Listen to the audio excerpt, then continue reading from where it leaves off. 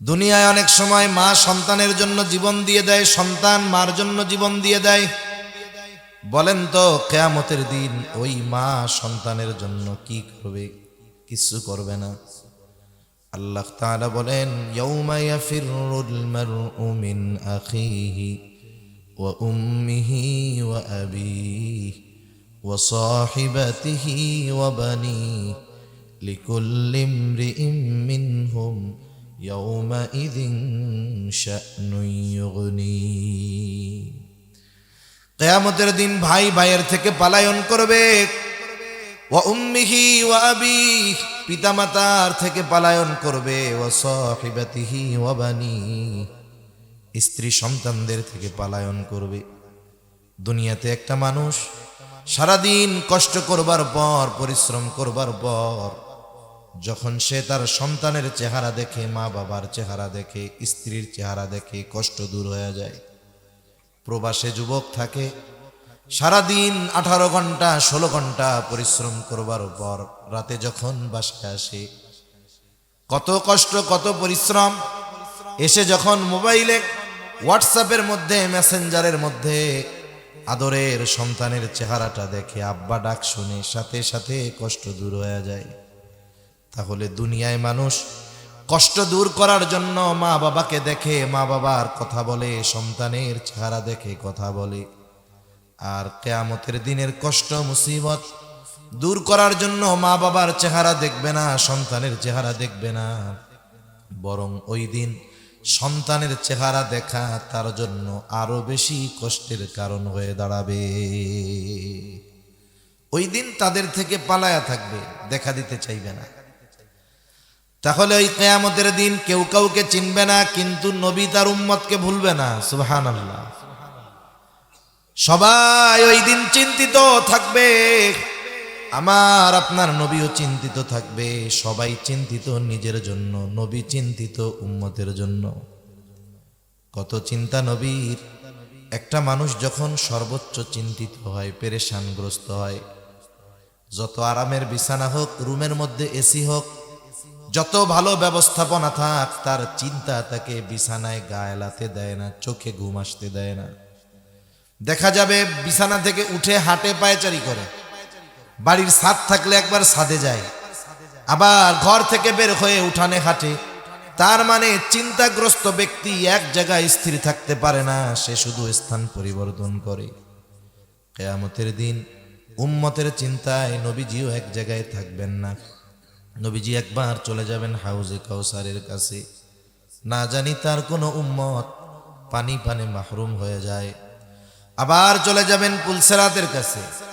না জানি কোনো উম্মত পুল পাড়ি দিতে ব্যর্থ হয়ে যায়। আবার চলে যাবেন মিজানের কাছে। না জানি কোনো উম্মত ধরা পড়ে যায় ওজনে। আবার চলে যাবেন জাহান্নামের দরওয়াজায়।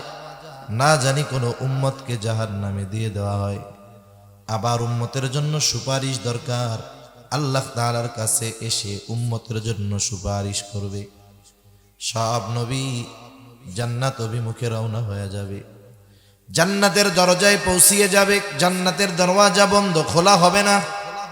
জিজ্ঞাসা করা হবে, কি ব্যাপার, দরজা খোলা হচ্ছে না কেন? জান্নাতের পাহারাদারদের পক্ষ থেকে জবাব আসবে, যিনি আসলে খোলা হবে তিনি আসেন নাই। কোথায় তিনি? বলে হাসরের ময়দানে। কি করে? বলে উম্মতের নাজাতের চিন্তায় চিন্তিত।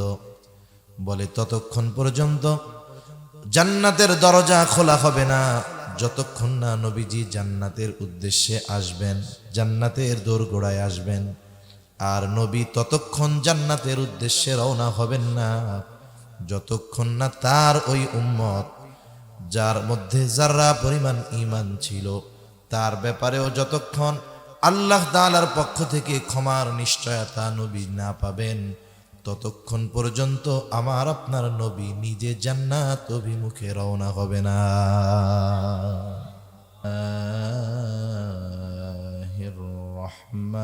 রহমানির রহিম।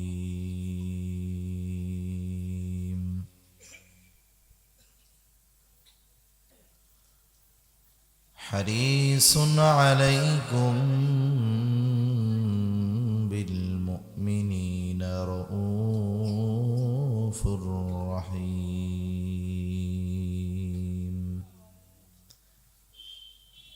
وقال رسول الله صلى الله عليه وسلم: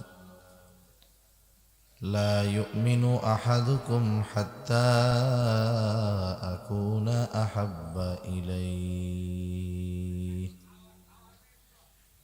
من والده وولده والناس أجمعين، أو كما قال النبي صلى الله عليه وسلم. صدق الله العلي العظيم وصدق رسوله النبي الكريم، ونحن على ذلك من الشاهدين والشاكرين، والحمد لله رب العالمين.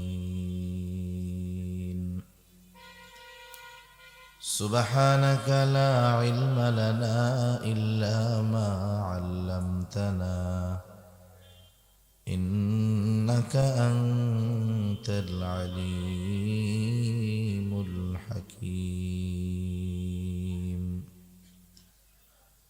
اللهم صل على محمد وعلى آل محمد كما صليت على إبراهيم وعلى آل إبراهيم إنك حميد مجيد.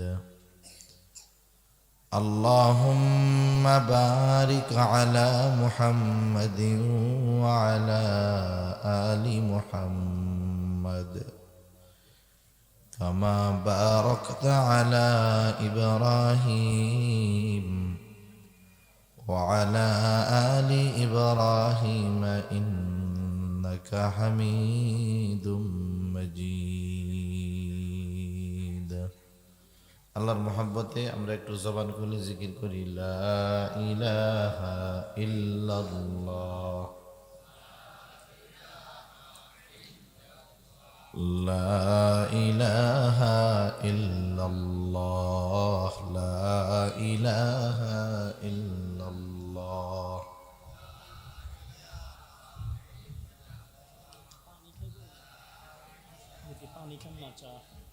লাগলে বলবো।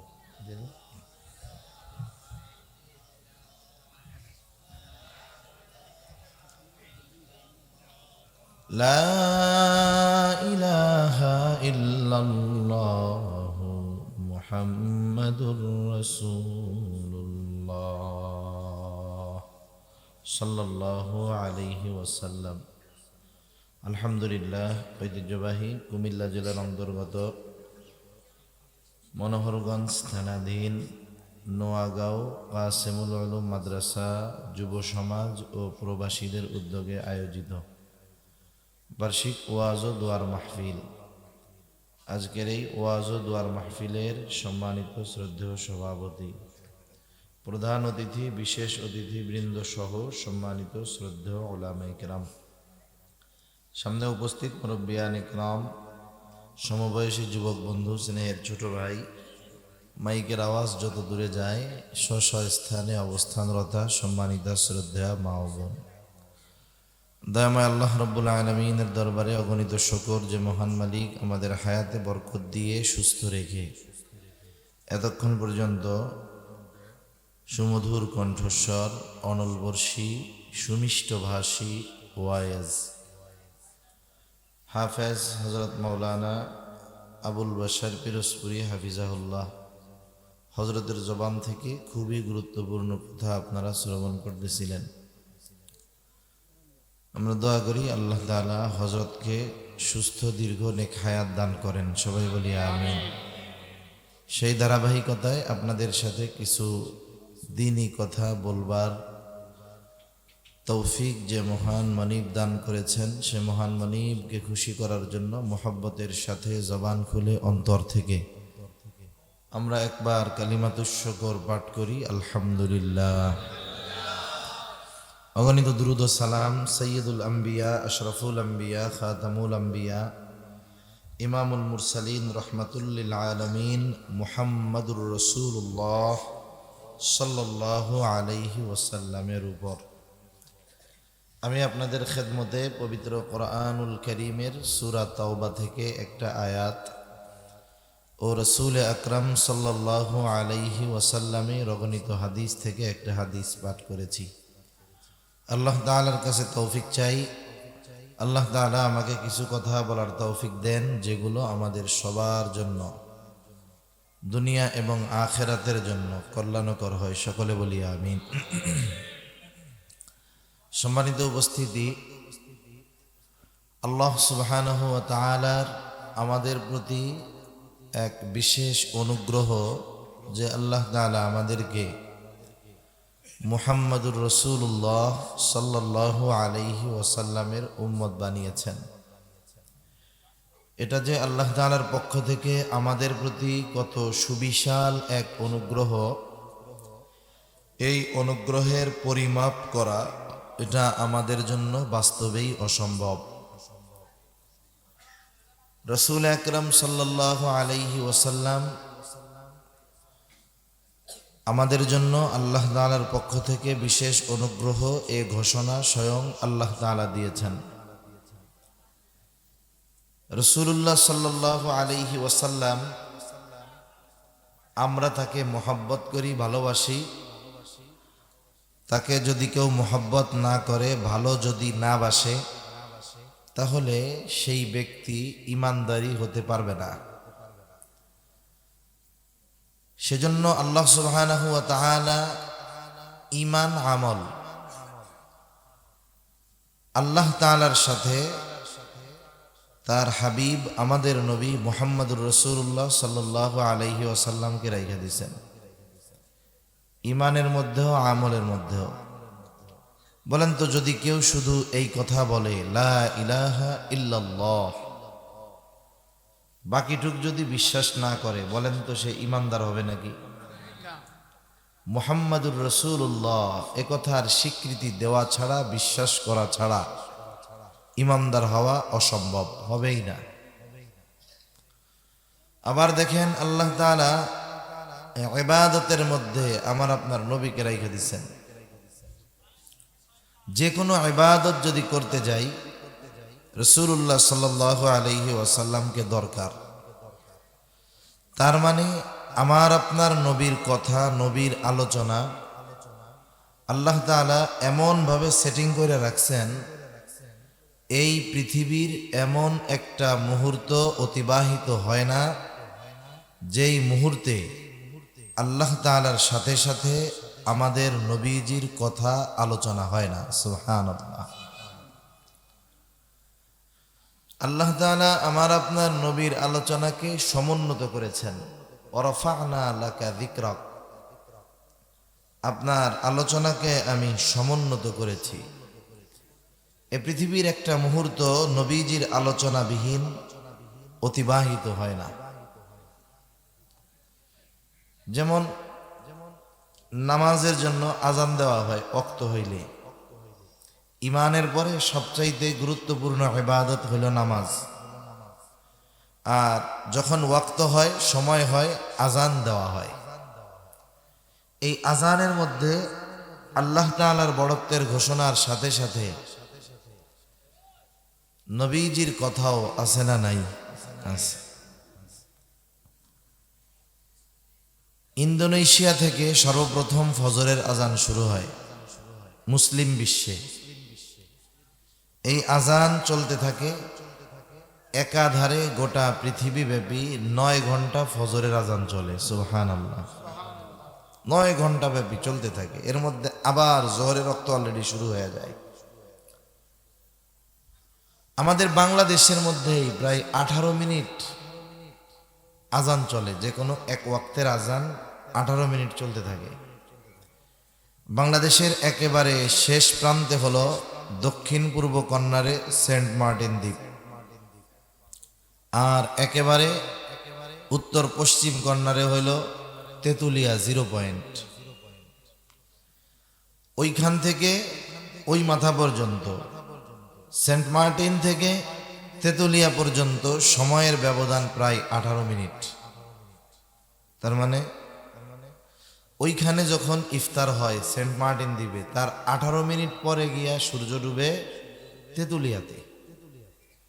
তাহলে মাগরিবের আজান যদি সেন্ট মার্টিনে হয়, তাহলে এই মধ্যবর্তী সময়ের জায়গাটায় 18 মিনিট ধরে মাগরিবের রক্ত বলবৎ থাকে, আজান চলতে থাকে, এভাবে পশ্চিমে যাইতে থাকে শুধু। রাসূলুল্লাহ সাল্লাল্লাহু আলাইহি ওয়াসাল্লামের আলোচনা চলবে, করতে হবে। আল্লাহ তাআলা এই বিষয়টাকে এমনভাবে সিস্টেম করে দিয়েছেন যে আল্লাহর আলোচনার সাথে সাথে নবীজির আলোচনাও আছে। সুবহানাল্লাহ, এমন একজন নবীর উম্মত আল্লাহ তাআলা আমাদেরকে বানিয়েছেন। সাথে সাথে এই উম্মতের প্রতি নবীজির দরদ কেমন, নবীজির মায়া কেমন, মোহাব্বত কেমন, ভালোবাসা কেমন। আমরা কেন নবীজিকে ভালোবাসবো না? স্বাভাবিক আমাদের সাধারণ সেন্স যেটা বলে, একজন যদি আমাকে ভালোবাসে আমিও তারে ভালোবাসবো। দুনিয়ার মানুষ সামান্য ভালোবাসার প্রতিদানের কারণে একজন আরেকজনের জন্য জীবন দিয়ে দেয়, মোহাব্বতের সম্পর্কের কারণে, ভালোবাসার সম্পর্কের কারণে। আফসোসের বিষয় হলো আমরা নবীজির আমাদের প্রতি ভালোবাসাকে অনুধাবন করতে ব্যর্থ হয়ে গেছি। যদি প্রকৃতপক্ষে নবীজির আমাদের প্রতি ভালোবাসাকে আমরা অনুধাবন করতে পারতাম, আমার মনে হয় কসম করলে ভুল হবে না যে এই পৃথিবীতে কমপক্ষে একজন মুসলিমকেও দাড়িবিহীন পাওয়া যেত না। যদি বাস্তবে নবীর ভালোবাসা আমরা অনুধাবন করতে পারতাম, তাহলে একটা মানুষকেও সুন্নাতবিহীন পাওয়া যেত না। আমরা বাস্তবিক পক্ষে যদি নবীজির আমাদের প্রতি ভালোবাসা কত বেশি এটা অনুধাবন করতে পারতাম, নবীজির আদর্শবিহীন কমপক্ষে একজন মুসলমানকেও পাওয়া যাইত না। কিন্তু বাস্তবতা হলো আমরা নবীজির ভালোবাসা অনুধাবন করতে ব্যর্থ হয়েছি। অথচ নবীজির আমাদের প্রতি কত ভালোবাসা। আল্লাহ তাআলা কুরআনুল কারীমের মধ্যে তো জানিয়ে দেন যে আমাদের জন্য বিশেষ অনুগ্রহ। আল্লাহ তাআলা বলেন, লাকাদ মান্নাল্লাহু আলাল মুমিনিনা ইয বা'আসা ফীহিম রাসূলাম মিন আনফুসিহিম। আল্লাহ রাব্বুল আলামিন বলেন, লাকাদ জাআকুম রাসূলুম মিন আনফুসিকুম আজিজুন আলাইহি মা আনিত্তুম হারিসুন আলাইকুম বিল মুমিনিন হারিসুন আলাইকুম বিল মুমিনিনা রাউফুর রহিম। প্রথমে আল্লাহ তাআলা বলেন, লাকাদ মান্নাল্লাহু আলাল মুমিনিন, মুমিনদের উপর আল্লাহ তাআলার বিশেষ অনুগ্রহ। কি অনুগ্রহ? বলে, ইয বা'আসা ফীহিম রাসূলাম মিন আনফুসিহিম, যে তিনি তাদের মধ্য থেকে তাদের জন্য একজন রাসূল প্রেরণ করেছেন। এই আয়াতের তাফসীরে মুফাসসিরিনে কেরাম বলেন, যদিও রাসূলুল্লাহ সাল্লাল্লাহু আলাইহি ওয়াসাল্লাম মুমিনদের জন্য স্পেশাল অনুগ্রহ, কিন্তু তিনি গোটা সৃষ্টি জগতের জন্যই রহমত। তবে মুমিনদের জন্য স্পেশাল, তবে গোটা সৃষ্টি জগতের সকলের জন্য তিনি রহমত। কাফেরদের জন্য রহমত, আবু জেহেলের জন্য রহমত, ইসলাম বিদ্বেষীদের জন্য রহমত, এমনকি তিনি যাদের বিরুদ্ধে যুদ্ধ করেছেন তাদের জন্য তিনি রহমত। সুবহানাল্লাহ। তিনি রহমাতুল লিল আলামিন হওয়ার সুবিধা শুধু মুমিনরা ভোগ করবে এমনটা নয়, বরং কাফেররাও করছে। রাসূলুল্লাহ সাল্লাল্লাহু আলাইহি ওয়াসাল্লাম আবু জেহেল একদিন নবীজির সামনে এসে নবীজিকে শুনিয়ে শুনিয়ে আল্লাহ তাআলার কাছে দোয়া করে, বলে, আল্লাহ, আপনি যদি সত্যই এই কোরআন নাজিল করে থাকেন তাহলে আমাদের উপরে পাথর বর্ষণ করেন অথবা যন্ত্রণাদায়ক শাস্তি দেন। দোয়া করতেছে আল্লাহ তাআলার কাছে নবীজিকে শোনায়া শোনায়া। এখন কথা হলো, যদি তার এটা মনই চায় যে আল্লাহ তাআলা তাকে শাস্তি দেখ, নবীজিকে শোনায়া বলার কি দরকার? নিজে নিজে ঘরে আল্লাহ তাআলার কাছে বললেই তো হয়। আর একটা বিষয় হলো, ওরা তো মুশরিক, তাহলে ওরা কি আল্লাহ তাআলাকে বিশ্বাস করতো নাকি? বলে হ্যাঁ, তারা আল্লাহ তাআলার অস্তিত্বে বিশ্বাস করত। এ কথাটা আমাদের নয়, তারা যে আল্লাহর অস্তিত্বে বিশ্বাস করত এই কথার সাক্ষ্য স্বয়ং আল্লাহ তাআলা দিয়েছে। মক্কার মুশরিকরা আল্লাহর ব্যাপারে, আল্লাহ তাআলার অস্তিত্বের ব্যাপারে বিশ্বাসী ছিল। আল্লাহ তাআলা কোরআনুল কারীমের মধ্যে বলেন, ওয়ালাইন সাআলতাহুম মান খালাকাস সামাওয়াতি ওয়াল আরদা লায়াকুলুন্নাল্লাহ।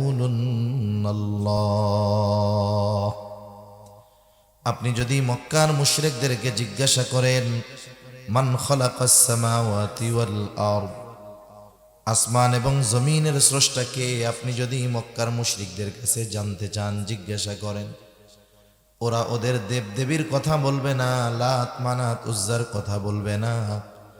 আল্লাহ তাআলা তাকিদ যোগ করে জানায় দেন, বলেন লায়াকুলুন্নাল্লাহ, অবশ্যই অবশ্যই তারা বলবে আসমান জমিনের স্রষ্টা হলেন আল্লাহ। আল্লাহ তাআলা আরেক জায়গায় বলেন, ওয়ালাইন সাআলতাহুম মান নাযালা মিনাস সামাই মাআন ফাআহইয়া বিহিল আরদা বা'দা মাউতিহা লায়াকুলুন্নাল্লাহ।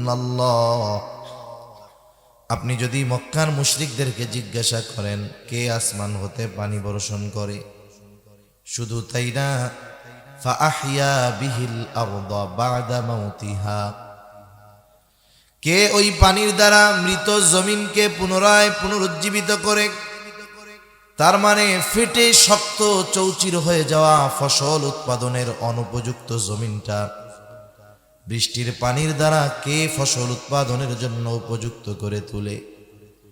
তারা তাদের দেবদেবীদের কথা বলবে না, তারা আপনার প্রশ্নের জবাবে কি বলবে? আল্লাহ বলেন লায়াকুলুন্নাল্লাহ, অবশ্যই অবশ্যই এগুলো যিনি করেন তিনি কে।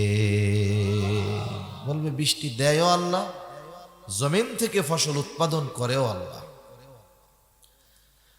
আরেক জায়গায় আল্লাহ তাআলা বলেন, ওয়ালাইন সাআলতাহুম মান খালাকাহুম লায়াকুলুন্নাল্লাহ। আপনি যদি তাদের অস্তিত্বের ব্যাপারে তাদের জিজ্ঞাসা করেন যে তাদেরকে কে সৃষ্টি করেছে, নাস্তিকদের মতো তারা বলবে না আমরা এমনিতেই সৃষ্টি হয়েছি, আমাদের কোনো স্রষ্টা নাই। বরং তাদেরকে সৃষ্টির ব্যাপারে জিজ্ঞাসা করলেও তারা একই কথা বলবে, লায়াকুলুন্নাল্লাহ, অবশ্যই অবশ্যই তারা বলবে আমাদের স্রষ্টাকে। তাহলে মক্কার মুশরিকদের আল্লাহর প্রতি বিশ্বাস দেখছেন, যে ওদের বিশ্বাসের সাক্ষ্য আল্লাহ তাআলা দিচ্ছে যে আল্লাহরে ওরা বিশ্বাস করে। তাহলে প্রথম বিষয়টা হলো তারা যে আল্লাহ তাআলার অস্তিত্বে বিশ্বাসী, এইটা বুঝলাম। এই জন্যই তো আল্লাহ তাআলার কাছে তারা দোয়া করছে। নবীজি বলেন আবু জেহেল তো আল্লাহর কাছে দোয়া করছেই, আল্লাহ তাআলা আবু জেহেলের দোয়াও কবুল করছে। বদরের দিন সকালবেলায় আবু জেহেল আল্লাহ তাআলার কাছে দোয়া করে, বলে আল্লাহ, আজকে যারা হকের উপরে আছে আপনি তাদেরকে বিজয় দান করবেন। নবীজি বলেন আল্লাহ তাআলা আবু জেহেলের দোয়া কবুল করেছে। বদরের ময়দানে যারা হকের উপরে ছিল, সত্যের উপরে ছিল, আল্লাহ রব্বুল আলামিন তাদেরকেই বিজয় দান করেছে। তাহলে আবু জেহেল আল্লাহ তাআলার অস্তিত্বের ব্যাপারে বিশ্বাসী ছিল, এই জন্য আল্লাহ তাআলার কাছে দোয়া করতেছে। তবে দোয়া নবীজির সামনে করার কারণটা কি? অনেক সময় আছে কিছু কথা একজনকে শোনায় বলার দ্বারা উদ্দেশ্য হইল তারে কষ্ট দেওয়া, তাকে একটু তিরস্কার করা। মোট কথা আবু জেহেল মূলত নবীজিকে শোনায়া শোনায়া আল্লাহর কাছে এই কথাই বলতেছে মূলত, যে আল্লাহ, আমার মতো যোগ্য ব্যক্তি থাকতে, আমার মতো একজন গ্রহণযোগ্য নেতা থাকতে, আমার পেছনে কত মানুষ, ধন সম্পদের অভাব নাই, আমার জ্ঞান গরিমার অভাব নাই, আমার মতো লোক থাকতে আপনি মুহাম্মাদের উপরে কোরআন নাজিল করলেন, এই কামটা কেমনে করলেন? তা যদি আপনি সত্যই এইটা করে থাকেন তাইলে আমাকে উপরে আযাব দেন, পাথর নিক্ষেপ করেন, শাস্তি দিয়ে শেষ করে দেন। অনেক সময় মানুষ নিজের ক্ষতির জন্য দোয়া করে, কিন্তু আসলে ওইটা অন্তর দিয়ে করে না। অনেক সময় বলে না, যাই রে এই কথা, এটা শোনার আগে আমি মরলাম না কেন। আর একজনের ছেলে খুব ভালো উন্নতি অগ্রগতি হয়েছে, তার একজন আলেম, ভালো বড় আলেম হয়েছে, কয় আরে অমুকের বুলা এত বড় আলেম, হায় রে হায়, এই খবর শোনার আগে মরলাম না কেন। হিংসায় এরকম দোয়া অনেকে করে না। এ সময় যদি আজরাইল এসে বলে আপনার তো মরতে মন চায়, তাহলে চলেন আমার লাগে, ওকে বোঝায় আসলে কি আমি মরতে চাইছি নাকি, এমনি এমনি করছি আর কি। তা আসলেও আবু জেহেল আযাব চায় না, কিন্তু নবীজিকে শোনায়া বলতেছে নবীজিরে কষ্ট দেওয়ার জন্য। অনেক সময় এমন হয়, দুইজন বন্ধু, একজন খুব শরীফ ভদ্র মানুষ, নরম মানুষ, কেউ যদি কোনো টিটকারি করে, কথা বলে, সে কোনো জবাব দেয় না। মনে রাখতে হবে, অনেক সময় জবাব না দেওয়াটা সবচাইতে বড় প্রতিবাদ। আপনাকে আমাকে যদি কোনো জাহেল মূর্খ উদ্দেশ্য করে কোনো কথা বলে, খোঁচা মারে, প্রতিবাদ না করাটা এটাই বড় প্রতিবাদ, জবাব না দেওয়া।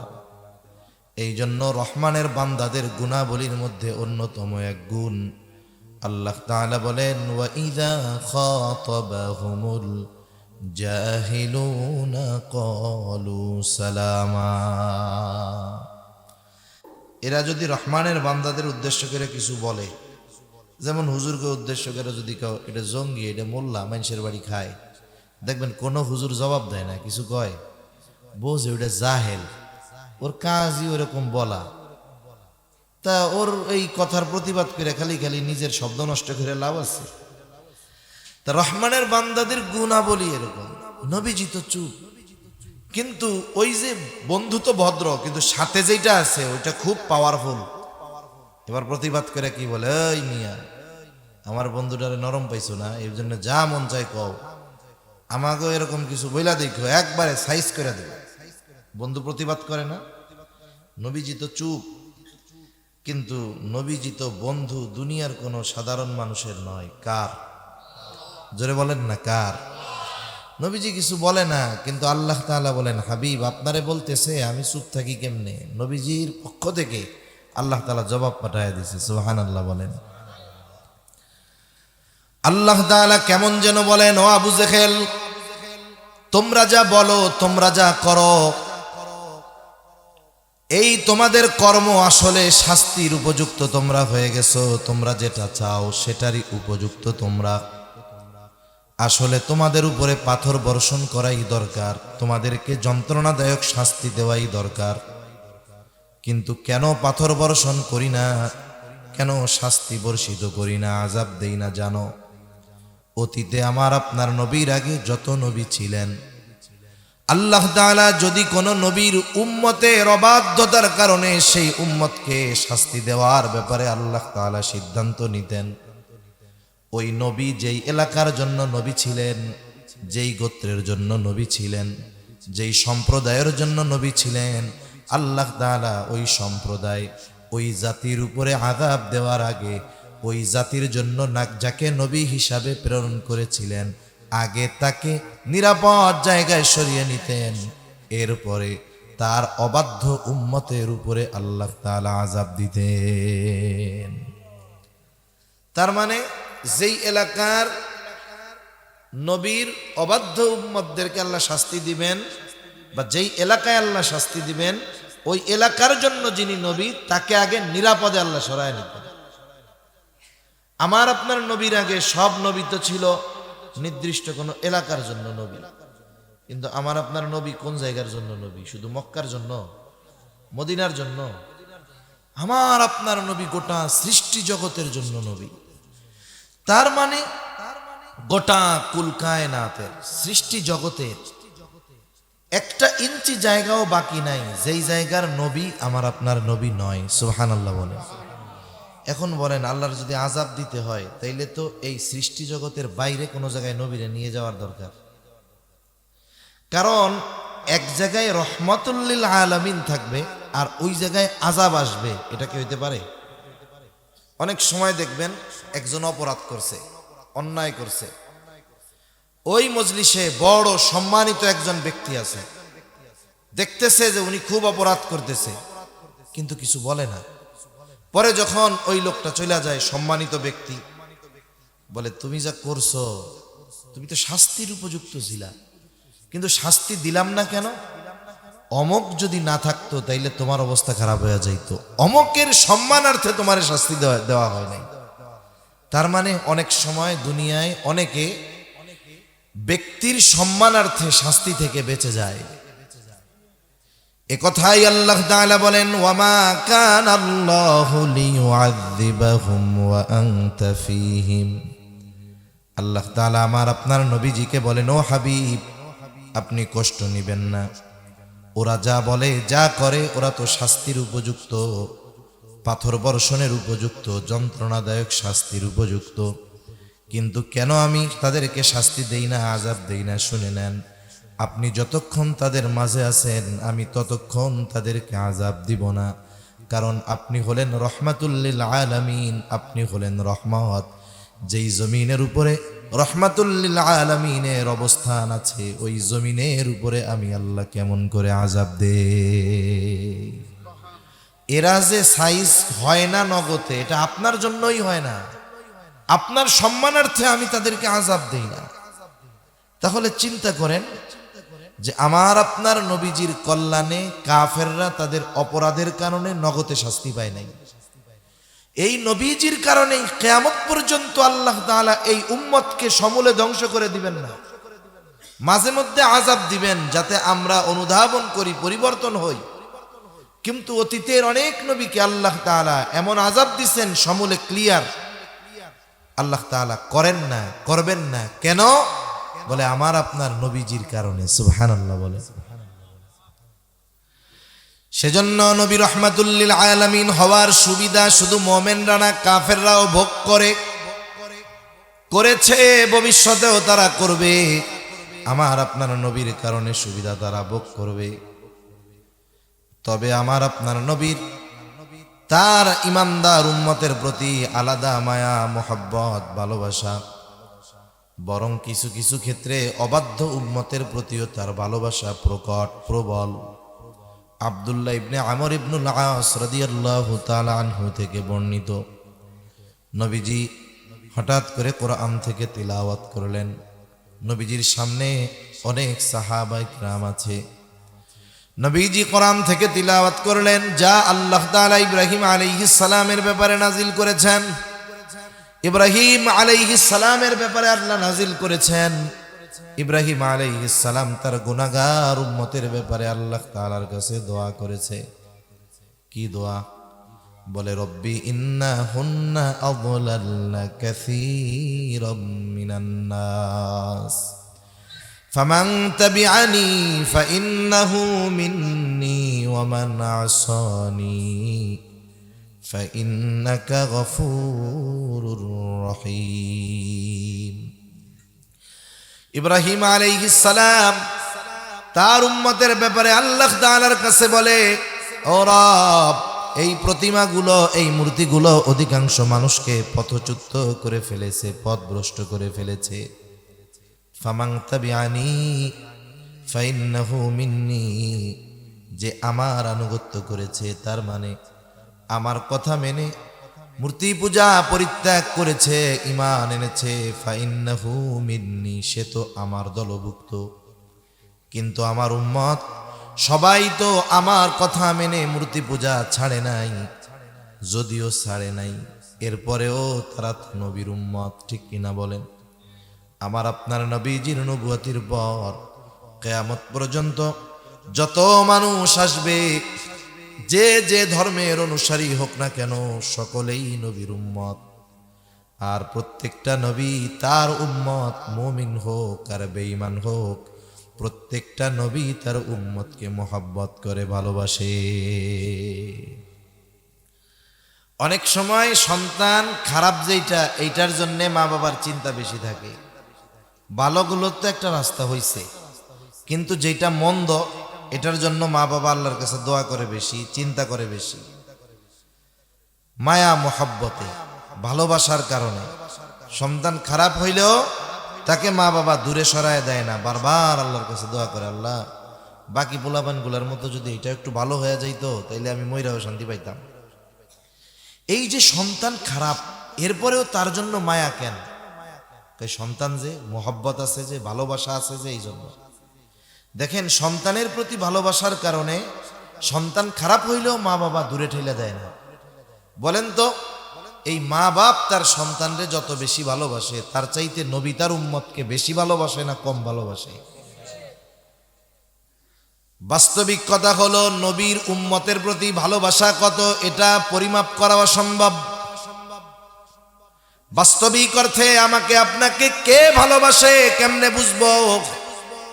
এই পৃথিবীতে হাজারো নজির আছে, বিপদে পড়ে মা বাবা সন্তানকে বিপদের সময় ঠেলে দিয়েছে, ছেড়ে দিয়েছে। তার মানে বাস্তবিক অর্থ হলো দুনিয়ায় কে বেশি ভালোবাসে এটা বোঝা যায় তখন বিপদে পড়বে যখন। সুসময়ে বন্ধু অনেক হয়, দুঃসময়ে কেউ কাছে আসে না। সুসময়ে তেল মারার, পাম মারার, স্লোগান মারার লোকের অভাব হয় না। বিপদে পড়লে কয় তারে আমি চিনি না, ঠিক কিনা বলেন? সুসময়ে বন্ধু অনেক হয়, দুঃসময়ে কে থাকে? মনে করেন আপনার বন্ধু একটা আছে, খুব ভালো বন্ধু, খালি আপনারে পাম মারে আর কি, কয় বন্ধু তোমার জন্য তো আমি জীবন দিতে প্রস্তুত। তা আপনি টেনশন মুক্ত যে এমন একজন বন্ধু যদি পাশে থাকে তাইলে তো কোনো অসুবিধা নেই। এখন গেছেন মনোহরগঞ্জ বাজারে, ওইখানে একটু গ্যাঞ্জাম গ্যাঞ্জাম লাগছে একজনের সাথে। এখন আপনি চিন্তা করতেছেন আমি তো আর একা না, আমার সাথে বন্ধু আছে যেটা আমার লাগা জীবন দিয়া দিব। এই চিন্তা করে আপনি ডানে বামে তাকায় দেখেন আপনার জন্য জীবন দেওয়া বন্ধু হাওয়া হয়ে গেছে, মানে এটার আর খুঁজে টুজে পাওয়া যাচ্ছে না। যাক, ওইখান থেকে কোনো মতে মুসিবত থেকে উদ্ধার হইয়া বাড়ি আসছেন, সিএনজিতে নামার সাথে সাথে দৌড় দিয়া গলা জড়ায় ধরে কয় বন্ধু তোমার লেগে আমি জীবন দিয়া দিব। বলেন তো এরে এখন আপনি কি করবেন? আগে পিটাবেন না এরে? কি বলবেন? যাই বেটা, তুমি যদি আমাকে ভালোই বাসতা, ওই মুসিবতের সময় আমাকে ফালায় রাইখা সবাই চলে গেলেও তুমি আমার পাশে থাকতা, ঠিক কিনা বলেন? তার মানে দুনিয়ার বন্ধু আসল বন্ধু নয়। আসলে আমার আপনার কল্যাণকামী কে? বলে মুসিবতের সময় যে আপনার আমার পাশে থাকে। দুনিয়ার বিপদ আপদ মুসিবত চোখ বন্ধ হলেই শেষ, এটা কোনো মুসিবত নয়। আসল মুসিবত হলো কিয়ামতের দিন। ওই মুসিবতের দিন যে আমাকে ভুলবে না, আমার পাশে থাকবে, আমাকে সাহায্য করবে, তার চাইতে বড় কল্যাণকামী আর কেউ হতে পারে না। তাহলে সব নবী তার উম্মতকে ভালোবাসে, আমার আপনার নবী আমাকে আপনাকে ভালোবাসে। ইব্রাহিম আলাইহিস সালাম তার গুনাহগার উম্মতের জন্য ক্ষমা চেয়ে দোয়া করে। وقال عيسى عليه السلام إن تعذبهم فإنهم عبادك وإن تغفر لهم فإنك أنت العزيز الحكيم। ঈসা আলাইহিস সালাম তার উম্মতের জন্য দোয়া করে বলে, আল্লাহ আপনি যদি এদের শাস্তি দেন, আপনি যদি তাদেরকে শাস্তি দেন তারা তো আপনারই বান্দা। ওয়া ইন তাগফির লাহুম, আর যদি আপনি তাদেরকে মাফ করে দেন, ক্ষমা করে দেন, ফাইন্নাকা আনতাল আজিজুল হাকিম, আপনি মহাপরাক্রমশালী, মহাপ্রজ্ঞাময়। তার মানে সেও কইতে চায় আল্লাহ আমার গুনাহগার উম্মত আপনারই তো বান্দা, আপনি চাইলে তাদের মাফ করে দিতে পারেন। আপনি তো আজিজ, আপনি তো হাকিম, আমার এই গুনাহগার উম্মত আপনার বান্দাদেরকে আপনি মাফ করে দেন। দুই নবী তার গুনাহগার উম্মতের জন্য ক্ষমা চেয়ে আল্লাহ তাআলার কাছে দোয়া করছে। একজনের বাবা নাই, বাবা যে দুনিয়ায় নাই, বাপের কথা সব সময় তো মনে পড়ে, তাই না? কিন্তু মাঝে মধ্যে একটু বেশি মনে পড়ে। অনেকে যখন বাবার আলোচনা করে, বাবার স্মৃতি মনে পড়ে, তখন একটু মনে বেশি পড়ে, তখন চোখ দিয়ে পানিও আসে। নবীজি উম্মতের চিন্তা সব সময় করেন, উম্মতের ব্যাপারে মায়া মোহাব্বত সবসময় দিলের মধ্যে আছে। কিন্তু এই দুই নবীর দোয়া তিলাওয়াত কইরা উম্মতের প্রতি চিন্তা মায়া এটা বহুগুণে বেড়ে গেছে, দরদ উতলায়া পড়তেছে। নবীজি আবার কি করলেন, বলে ফারাফা ইয়াদাইহি ওয়া ক্বালা আল্লাহুম্মা উম্মতি উম্মতি ওয়া বাকা। নবীজি দুই হাত উঁচু করে দিলেন আর বলেন আল্লাহুম্মা উম্মতি উম্মতি, আয় আল্লাহ আমার উম্মত আমার উম্মত। শুধু এই কথা বলেন আর দুই চোখ দিয়ে অঝর ঝরায় পানি পড়তেছে চক্ষু বেয়ে। নবীজি আর কোনো কিছুই বলেন না, শুধু বলেন আল্লাহ আমার উম্মত আমার উম্মত। নবীজি যদিও কিছু বলেন না, কিন্তু মূলত কি বলতে চায় দুনিয়ার কেউ না জানলেও যিনি জানেন তিনি কে। অনেক সময় মানুষের অঙ্গভঙ্গিমা অনেক কথা বলে দেয়। এই যে মাদ্রাসা, মনে করেন অনেক দূরের ছোট ছোট ছাত্ররা পড়ে, মাদ্রাসায় থাকে। অনেক সময় বৃহস্পতিবার আসরের পর অনেক ছোট বাচ্চা হুজুরের কাছে আসে, আইসা বৈশা খালি কান্না করে, কিছু বলে না। কিন্তু বলেন তো, বৃহস্পতিবার বিকালে যদি কোনো ছোট বাচ্চা হুজুরের কাছে আইসা কান্না করে, এই কান্নার কারণটা কি? হুজুর কি বুঝে কি বুঝে না? কি বুঝে? গন্ধ বাড়ি যাইতে চায়, ছুটি চায়, বোঝার পরেও কয় কান্দ কেন? ও মনে মনে কে কি জন্য কান্দে? হুজুর বোঝার পরেও জিগায় কেন? এবার দুঃখে আরো জোরে কান্দে। এবার ওস্তাদ বলে যতই কান্নাকাটি করো লাভ নাই, কেন কান্দো আগে এটা কও। এইবার কান্না জড়িত কণ্ঠে ছেলেটা যখন বলে হুজুর আমার একটু বাড়িতে যাইতে মন চাইতেছে, ছোট ভাইটার লাইগা একটু কলিজার মধ্যে পড়ে, মাকে একটু দেখতে মন চায়। এইবার ওস্তাদজি হাসি দিয়া কয় ঠিক আছে যাও, আগামীকাল মাগরিবের আগে চলে আসবা। এখন বিষয় হলো ছাত্রের কান্নার কারণ জানার পরেও ছাত্রের মুখে কান্নার কারণ কেন শুনতে চায়? বলে এটা ওস্তাদ এবং ছাত্রের মধ্যে মোহাব্বতের বহিঃপ্রকাশ। নবীজির কান্নার কারণ কি আল্লাহ তাআলা জানার পরেও কেন তিনি জিব্রাইলের মাধ্যমে শুনতে চায়? বলে এটা হলো নবীজির প্রতি আমার আপনার রবের মোহাব্বতের বহিঃপ্রকাশ। জিব্রাইল আলাইহিস সালামকে আল্লাহ তাআলা বলে ইয়া জিবরিল ইযহাব ইলা মুহাম্মদ, তুমি মুহাম্মাদের কাছে চলে যাও, তাকে গিয়া জিজ্ঞাসা করো তার কান্নার কারণ কি। জিব্রাইল আলাইহিস সালাম চলে আসছে, এসে বলে ও মুহাম্মদ কেন কান্না করেন? যদিও আপনার কান্নার কারণ আপনার মালিক জানে, এরপরেও আপনার কাছে তিনি জানতে চায়। এইবার নবীজি সুযোগ পাইছেন, একেবারে মন ভইরা উম্মতের কথা সব বলছেন। জিবরাইল আলাইহিস সালাম চলে গেছে, গিয়া বলে আল্লাহ আপনার হাবিবের কান্নার কারণ হলো তার উম্মতের মাগফিরাত, তার উম্মতের জন্য ক্ষমা। এইবার জিবরাইল আলাইহিস সালামকে আল্লাহ তাআলা বলেন জিবরাইল যাও, আমার হাবিব মুহাম্মদকে গিয়ে জানিয়ে দাও আমি অচিরেই তাকে তার উম্মতের ব্যাপারে সন্তুষ্ট করব, তাকে আমি অসন্তুষ্ট করব না। সূরা দুহার মধ্যে আল্লাহ তাআলা বলেন ওয়ালা সাউফা ইউতিকা রাব্বুকা ফাতারদা, অচিরেই আপনার রব আপনাকে এমন কিছু দিবে আপনি সন্তুষ্ট হয়ে যাবেন। এই আয়াতের তাফসীরে এই হাদিস আসছে, আল্লাহ বলেন অচিরেই আপনার রব আপনাকে এমন কিছু দিবে আপনি সন্তুষ্ট হয়ে যাবেন। নবী বলেন আমার একটা উম্মত যতক্ষণ জাহান্নামে থাকবে ততক্ষণ পর্যন্ত আমি সন্তুষ্ট হব না। আল্লাহ বলেন এমন কিছু দিমু আপনি খুশি হয়ে যাবেন। আর নবী বলে কি যে আমার একটা উম্মত যতক্ষণ জাহান্নামে থাকবে ততক্ষণ পর্যন্ত আমি খুশি হব না। সুবহানাল্লাহ, কেমন মোহাব্বত, কেমন মায়া উম্মতের জন্য, কেমন ভালোবাসা। উম্মতের দ্বারা আঘাতপ্রাপ্ত হওয়ার কারণেও আমার আপনার নবীর হৃদয়ে উম্মতের জন্য এত রহমত, এত মায়া। নবী উম্মতের জন্য বদদোয়া করেন নাই। তায়েফে গেছেন, পাথর মাইরা রক্তে রঞ্জিত করে ফেলছে নবীকে। অবস্থা কত করুন, গা বেয়ে বেয়ে রক্ত পড়ে পড়ে, গায়ের কাপড় ভিজে রক্ত, পা বেয়ে বেয়ে জুতার মধ্যে ঢুকে, জুতায় রক্ত শুকায় আটকে গেছে পায়ের সাথে জুতা। পড়ন্ত বিকালে নবীজি বিশ্রাম নিচ্ছেন এক আঙ্গুর বাগানের পাশে।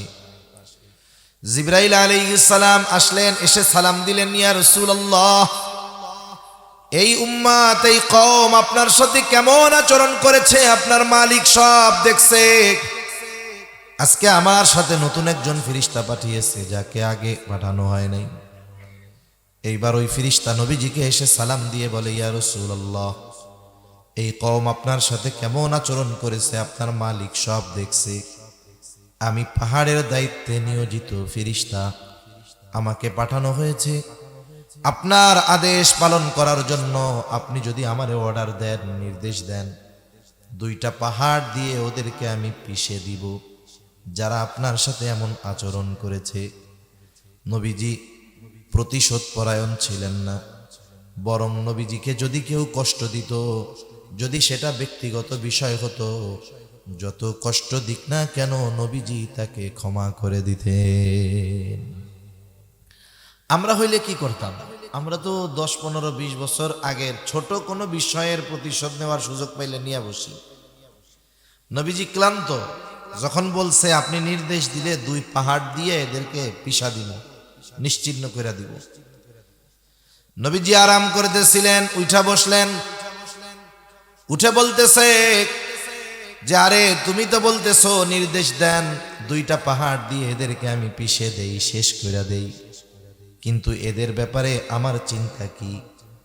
নবীজি বলেন, বাল আরজু আই ইয়াখরুজাল্লাহু মিন আসলাবিহিম মান ইয়াবুদুল্লাহ ওয়াহদাহু ওয়া লা ইউশরিকু বিহি শাইআ। আরে তুমি তো কও যে নির্দেশ দেন 2 পাহাড় দিয়া পিষা দেই, আর আমি এদের ব্যাপারে আল্লাহর কাছে কি আশা করতেছি? আই ইয়াখরুজাল্লাহু মিন আসলাবিহিম, এরা হয়তো আমার কথা মানে নাই, কিন্তু আমি আল্লাহর কাছে আশা পোষণ করি আল্লাহ তাআলা এদের মধ্য থেকে এমন এক সম্প্রদায় বের করবে, এমন এক কওম বের করবে, তারা এক আল্লাহর ইবাদত করবে, তার সাথে কারো শরীক করবে না। তাহলে যাদের দ্বারা আঘাতপ্রাপ্ত হয়েছেন তাদেরকে প্রতিশোধ নেন নাই, বরং উল্টা কি আশা করতেছে? যে এরা হয়তো আনলো না ঈমান, কিন্তু এদের সন্তানেরা হয়তো আনবে। এখন এদের যদি শেষ করে দেওয়া হয়, তাহলে ওই জেনারেশনের এই পৃথিবীতে আসার যেই ধারা আল্লাহ রাখছেন এটা বন্ধ হয়ে যাবে। তাহলে নবীজির ভালোবাসা সামনে যারা ছিল শুধু তাদের উপরে নয়, বরং কিয়ামত পর্যন্ত যারা আসবে তাদের প্রতি নবীজির ভালোবাসা আছে না নাই? আছে।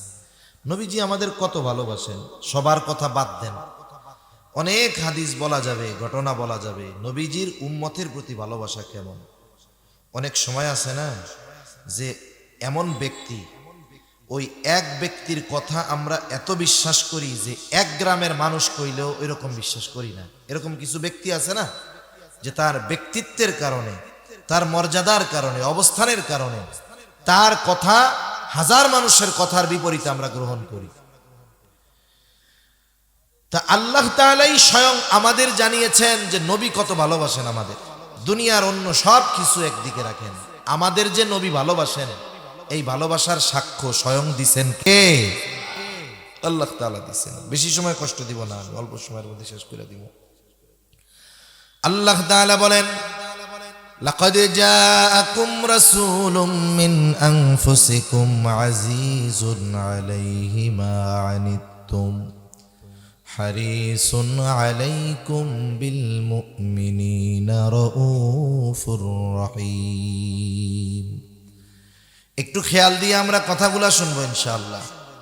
আল্লাহ তাআলা বলেন, লাকাদ জাআকুম রাসূলুম মিন আনফুসিকুম, তোমাদের মধ্য থেকে তোমাদের জন্য এমন একজন রাসূল এসেছেন।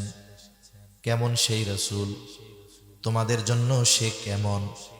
আল্লাহ তাআলা এই আয়াতে নবীজির 4টি গুণের কথা বলতেছেন। কয়টা গুণ? 2টা হলো সবার জন্য, আর দুইটা হলো স্পেশাল ভাবে শুধু মুমিনদের জন্য। আল্লাহ তাআলা 1 নম্বরে বলেন আজিজুন আলাইহি মা আনিতুম, এই রাসূল হলেন এমন এক রাসূল যেটা তোমাদের জন্য কষ্টের সেটা তার জন্য কষ্টের। তার মানে তোমরা যেটাতে কষ্ট পাও সেও সেটাতে কষ্ট পায়। এখন কষ্টের বিষয়টা তো ভিন্ন, কষ্টের কোনো ঘ্রাণ নাই, গন্ধ নাই যে আমার কষ্ট লাগলে আরেকজন কষ্টের গন্ধ পাবে। তাহলে আমার যদি কষ্ট হয় আরেকজনের কষ্ট লাগে কেমনে? আসলে এটা লাগার জন্য যেই কানেকশনটা দরকার সেটা হলো মোহাব্বতের কানেকশন দরকার। মনে করেন একজনের ছেলে যদি অসুস্থ হয়, ওই সন্তানের বাপ যে কষ্ট পাবে আমি সেই কষ্ট পাবো না। বরং অনেক সময় তো এমন হয় মোহাব্বতের কারণে স্বয়ং কষ্টে যে আছে তার চাইতে তাকে যারা দেখতেছে তারা আরো বেশি কষ্ট পায়। ঠিক কিনা বলেন? আপনার সন্তান অসুস্থ, যার সন্তান আছে সে বুঝবে প্রচন্ড অসুস্থ, হসপিটালের বিছানায় আছে, আইসিইউতে আছে, সিসিইউতে আছে, লাইফ সাপোর্টে আছে, কত কষ্ট তার। এ কথা বাস্তব। কারো সন্তান যদি ওই রকম অসুস্থ থাকে, ওই সন্তান অসুস্থতায় যত কষ্ট পায় তার চাইতে তার মা বাবা আরো বেশি কষ্ট পায়। কেন পায়? বলে মোহাব্বতের কারণে। ঠিক কিনা বলেন? মা বাপ যদি সন্তানের কষ্টে মোহাব্বতের কারণে কষ্ট পেতে পারে, তাহলে নবী কি উম্মতের মা বাবার চাইতে কম ভালোবাসে নাকি? এই জন্য উম্মতের জন্য যেটা কষ্টের, ওই যে নবী উম্মতরে বেশি ভালোবাসে, এই জন্য ওইটা নবীর জন্য কষ্টের হয়। এ কথাই আল্লাহ তাআলা বলেন তিনি হলেন আজিজ, সমব্যথী। উম্মতের কষ্ট তার কষ্টের কারণ হয়। শুধু তাই না, হারিসুন আলাইকুম, তিনি তোমাদের জন্য কল্যাণকামী। নবীজি সবার জন্য কল্যাণকামী। এই জন্য উম্মতের কোনটাতে কল্যাণ নবীজি সেটাই চিন্তা করে দেন। সেটা ইবাদতের বিষয় হোক, অন্যান্য বিষয় হোক। যেমন নবীজি ধারাবাহিকভাবে একাধারে রমজানের পুরা 30 দিন মসজিদে তারাবি পড়েন নাই, 3 দিন পড়ছে। কেন পড়েন নাই? তিনি আশঙ্কা করতেছিলেন এটা যদি আমি ধারাবাহিক করে নেই আর আল্লাহ তাআলা যদি এই আমলটা আমার উম্মতের জন্য ফরজ করে দেন, তাহলে এটা আমার উম্মতের জন্য কষ্টকর হয়ে যেতে পারে। চিন্তা করছেন এটা উম্মতের জন্য তো কষ্টের হইতে পারে, যদিও ইবাদত। নবী এটা চান নাই যে এমন কিছু আল্লাহ তাআলা উম্মতের জন্য করে দিক যেটা উম্মতের জন্য কষ্টসাধ্য হয়ে যায়। এই জন্য নবীজি ধারাবাহিকভাবে গোটা রমজান মসজিদে জামাতের সাথে তারাবি আদায় করেন নাই। চিন্তা করছেন উম্মতের জন্য কষ্ট হয়ে যেতে পারে। আবার নবীজি আর এক হাদিসের মধ্যে বলেন আল্লাহ তাআলা প্রত্যেকটা নবীকে তার উম্মতের ব্যাপারে বিশেষ এক একটা দোয়া করার সুযোগ দিয়েছে এবং ওই দোয়া কবুলের প্রতিশ্রুতিও আল্লাহ তাআলা দিয়েছেন। সব নবী তার উম্মতের ব্যাপারে ওই দোয়া দুনিয়ায় করে ফেলছে।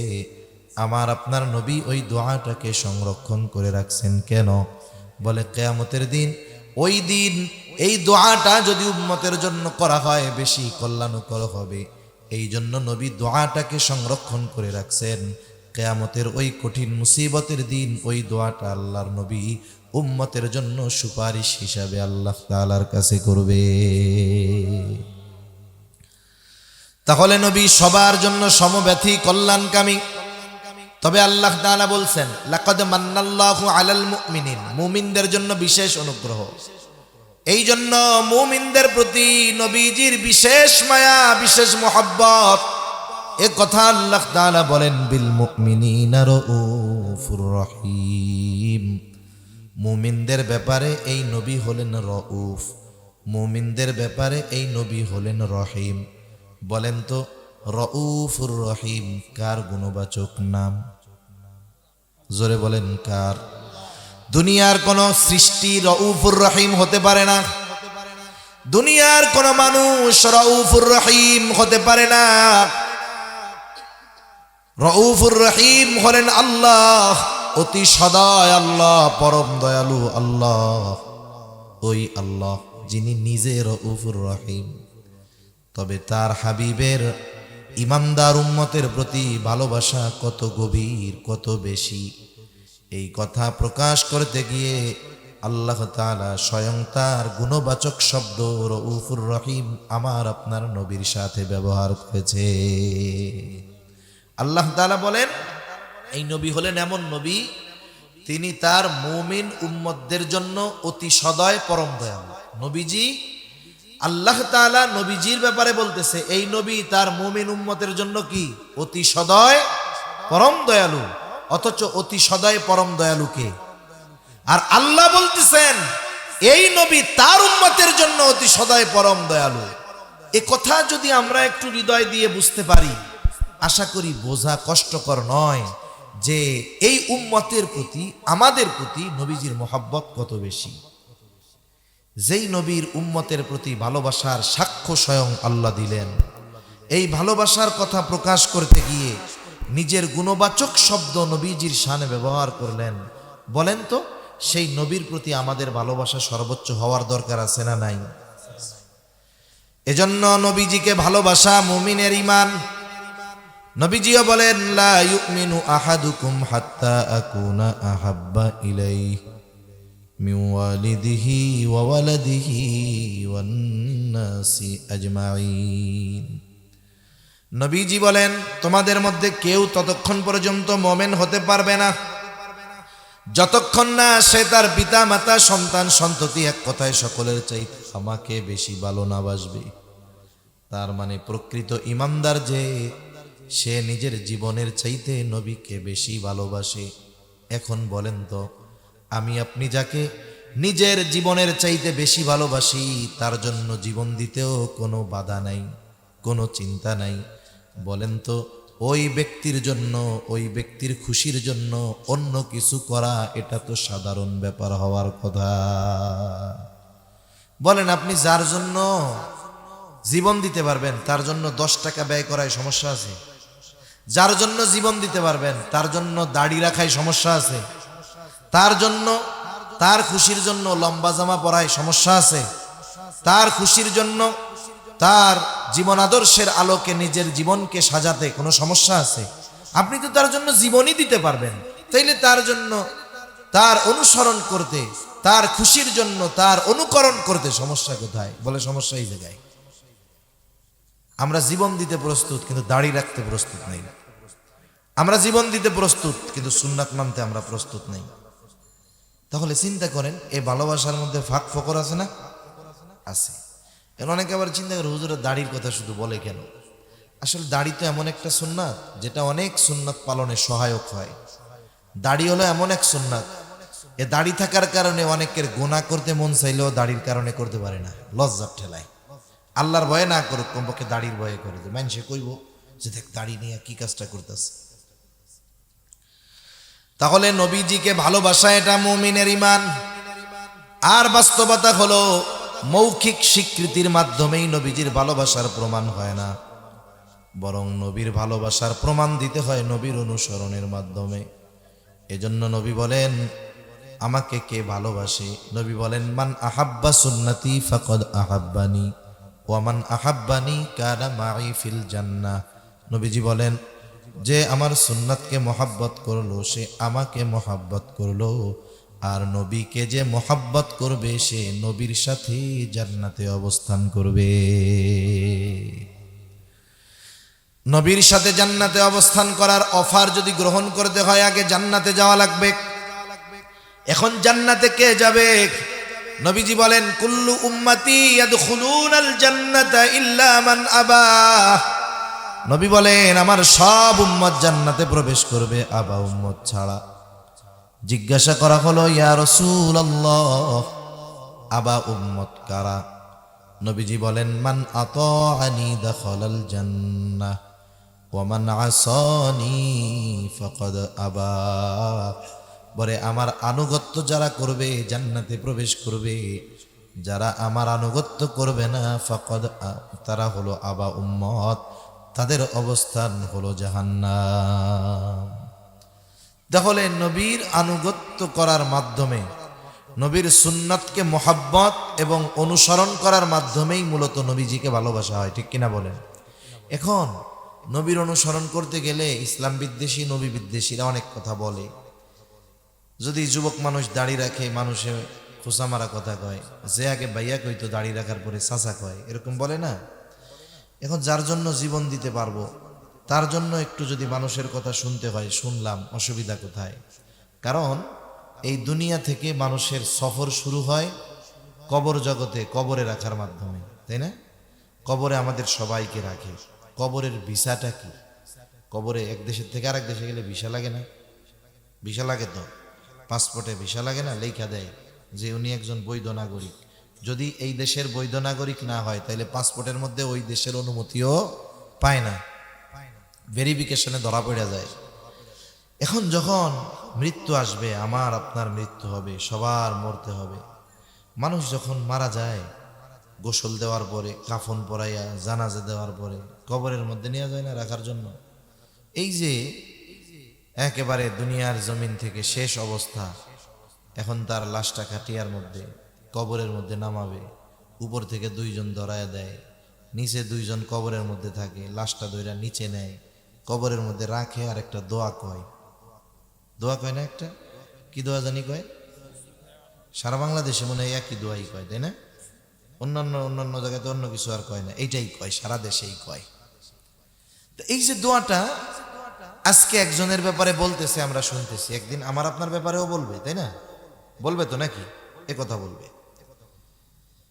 এখন এই দোয়াটার সারমর্মটা কি? আসলে বুজুর্গানের দিন বলেন, এই দোয়ার তো একটা অর্থ আছে, অন্তর্নিহিত অর্থ আছে। একটা হলো শাব্দিক অর্থ, আরেকটা হলো এর অন্তর্নিহিত অর্থ, যেই অর্থটা আপনি কাগজে কলমে পাবেন না, যেই অর্থটা আমাকে আপনাকে হৃদয় দিয়ে অনুধাবন করতে হবে। কি বলে মূলত ওই লোকটারে যখন কবরে রাখে, এখন কবরের মধ্যে ফেরেশতা আসবে না, ওই জায়গায় তো একটা ইমিগ্রেশনে অনেক প্রশ্ন হয় না? যদি ভিসায় ঝামেলা থাকে, উল্টাপাল্টা হয়, তা ওইটা হলো মূলত ওনার ইমিগ্রেশন। এক দেশ থেকে আরেক দেশে যাইতে হইলে এই ইমিগ্রেশন পাড়ি দেওয়া লাগে, ওইখানেই কাগজপাতি যাচাই হয়। ওই পারে যদি বৈধ হয়, সব ঠিক থাকে, ওই পারে তার আরাম। আর যদি ইমিগ্রেশনে উল্টোপাল্টা হয় তাহলে মামলা হবে, এই হবে, পাসপোর্টে ব্ল্যাক লিস্ট, রেড লিস্ট মেরে দিবে, আর ও দেশে যাইতে পারবে না। বিসমিল্লাহি ওয়া আলা মিল্লাতি রাসূলিল্লাহ মূলত বলে, আল্লাহ আপনার নামে এমন এক ব্যক্তিকে এখন কবরস্থ করতেছি যার গোটা হায়াত মিল্লাতি রাসূলিল্লাহ, বলে আই সুন্নতি রাসূলিল্লাহ, রাসূলের সুন্নাতের উপরে যার গোটা হায়াত অতিবাহিত হয়েছে। সে যখন মারা গেছে, ওয়া আলা সুন্নতি রাসূলিল্লাহ, আল্লাহর নবীর সুন্নাতের উপরেই ছিল, রাসূলের সুন্নাতের উপরে ছিল। এখন তাকে যখন আমরা কবরস্থ করতেছি, বলে ওয়া আলা সুন্নতি রাসূলিল্লাহ, এখনো রাসূলের সুন্নাতের সাথেই আছে, এই অবস্থায় তারে কবরে রাখতেছি। চিন্তা করেন, এই কথাগুলো যার ব্যাপারে বলে কবরে রাখা হলো, দেখা গেল তার সুন্নাতের খবর নাই, মুখে দাড়ি নাই, কিচ্ছু নাই। বলেন তো, এই কথাটা যদি ওই রকম কোনো ব্যক্তির ব্যাপারে বলা হয়, তাহলে এই কথাটা তার ব্যাপারে সত্য হবে নাকি মিথ্যা হবে? এত কিছু কইয়া রাখছে, এখন ইমিগ্রেশন অফিসার আইসা প্রশ্ন করতে গিয়া দেখবে যা কইছে সব তার উল্টা। তার মানে এবারের মধ্যে ঝামেলা আছে, সাইজ শুরু হয়ে যাবে। এজন্য মূলত জীবনটা এমনভাবেই সাজানোর দরকার। মাউতের কথা তো বলা যায় না, বলা যায় নাকি? আমি এইখান থেকে বাসায় নাও ফিরতে পারি, তবে জীবনটা এমনভাবে হবে, আমি যদি এখনই মারা যাই, এখন আমাকে কবরস্থ করার সময় ওই দোয়াটা আমার ব্যাপারে যেন সত্য হয়। এইভাবে যদি জীবন সাজানো যায়, এভাবে যদি দুনিয়ার হায়াত অতিবাহিত করা যায়, যে আমি এখন মারা গেলে আমাকে কবরে রাখার সময় বিসমিল্লাহি ওয়া আলা মিল্লাতি রাসূলিল্লাহ আমার ব্যাপারে বলবে, এটা শুধু বলবে তা নয়, ওই বাক্যের সাথে, কথার সাথে আমার সূরাত, আমার সব কিছুর মিল থাকবে। এমনভাবে যদি এই হায়াত অতিবাহিত করা যায়, তাইলে আখিরাত আমাদের জন্য উজ্জ্বল হয়ে যাবে ইনশাআল্লাহ, ঠিক কিনা বলেন? এজন্য আমরা সবাই নবীকে ভালোবাসি। কে না আছে ইমানদার নবীকে ভালোবাসে না? কিন্তু আমরা সঠিক পদ্ধতিটা অবলম্বন করতে গাফলতি করি। এজন্য আমরা নবীর সুন্নাতকে মহব্বতের সাথে অনুসরণ করব, তাহলে দেখা যাবে এ জীবন সুন্দর হবে, আখেরাত সুন্দর হবে, নবীর সাথে জান্নাতে থাকা যাবে, নবীর সুপারিশ পাওয়া যাবে, সাথে সাথে নবীর অনুসরণ করার মাধ্যমে আল্লাহর ভালোবাসা পাওয়া যাবে। কার ভালোবাসা? আল্লাহর ভালোবাসা। তাহলে আল্লাহ তাআলা আমাদের সকলকে নবীজির আমাদের প্রতি যেই ভালোবাসা মহব্বত, এটাকে পরিপূর্ণ অনুধাবন করে আমাদেরকেও প্রকৃতভাবে নবীজিকে ভালোবাসার তৌফিক আল্লাহ দান করেন। সকলে বলি আমিন। ওয়া আখিরু দাওয়ানা আনিল হামদুলিল্লাহি রাব্বিল আলামিন। আসসালামু আলাইকুম ওয়া রাহমাতুল্লাহি ওয়া বারাকাতুহু।